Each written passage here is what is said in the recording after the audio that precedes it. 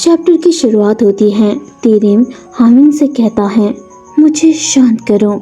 हामिन भी वैसा ही करता है। तेरिम कहता है, मुझे ये मेरी उम्मीद से भी काफी बेहतर लगा। तुम्हारा शुक्रिया मुझे शांत करने के लिए। अब तेरिम के बारे में जान लेते हैं। तेरिम का एक ऐसा पहलू भी था जिसके बारे में हामिन को पता ही नहीं था। बचपन में हामिन अक्सर तेरिम के घर आता और तेरिम से उसके बारे में पूछता, लेकिन अनफॉर्चुनेटली हर बार तेरिम घर पर नहीं होता था, जिससे हामिन उदास हो जाता।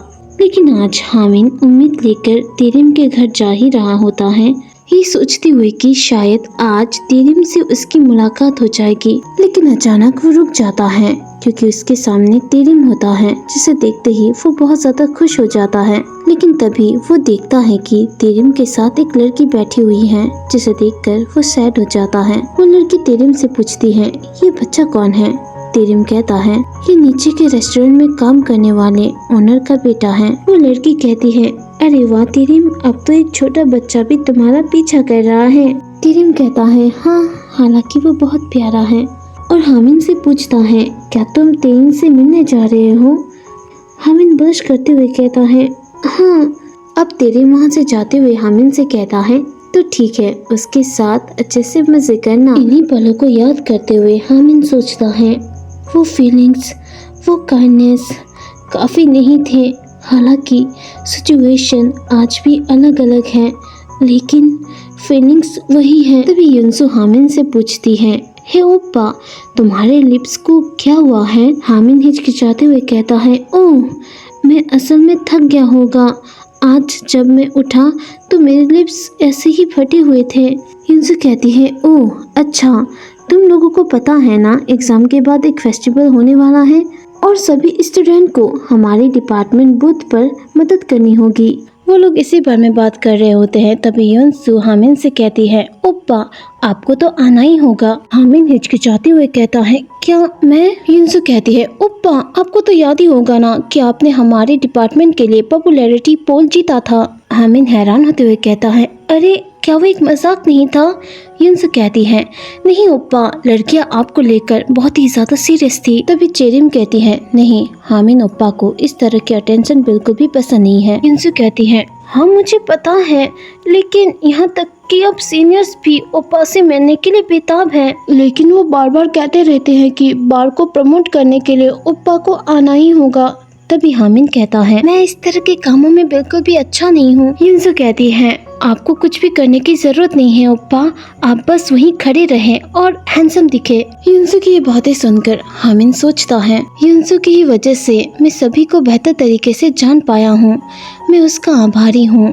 युनसु इस बात को लेकर बहुत ही ज्यादा एक्साइटेड है।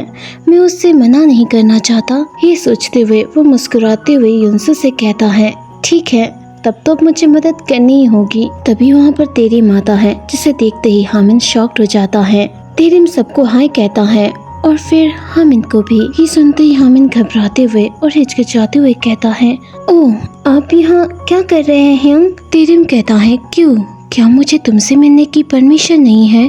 हामिन घबराते हुए कहता है, नहीं, ऐसी बात नहीं है। आपको कैसे पता चला कि मैं यहाँ हूँ? तेरिम कहता है, मैंने तेन से पूछा, उसे तुम्हारे शेड्यूल के बारे में सब पता है। क्या तुम मुझे भी अपना शेड्यूल भेज सकते हो? अगर मुझे पता हो कि तुम कहाँ हो तो ये आसान होगा। ये सुनते ही हामिन शॉक्ड हो जाता है और सोचता है, नहीं, मुझे इसके बारे में ज्यादा नहीं सोचना चाहिए। और तेरिम से कहता है, ठीक है, मैं आपको बाद में सेंड कर दूंगा। तभी युनसु तेरिम से पूछती है, क्या तुम यहाँ सिर्फ हामिन ओप्पा से मिलने आए हो?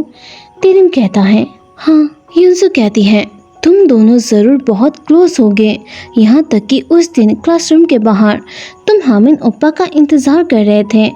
तेरिम कहता है, कल रात हम एक साथ सोए थे। ये सुनते ही हामिन पैनिक करते हुए कहता है, मैंने बस आपको सोने को दिया था क्योंकि आप बहुत नशे में थे। तभी वो किंग हैरान होते पूछता है, क्या तुम दोनों गोशोन में थे? तो गोशन का मतलब होता है एक सस्ता सा छोटा सा सिंगल रूम। वो किंग हंसते हुए कहता है, क्या वो जगह छोटी नहीं थी? तुम दोनों फिट भी कैसे आए?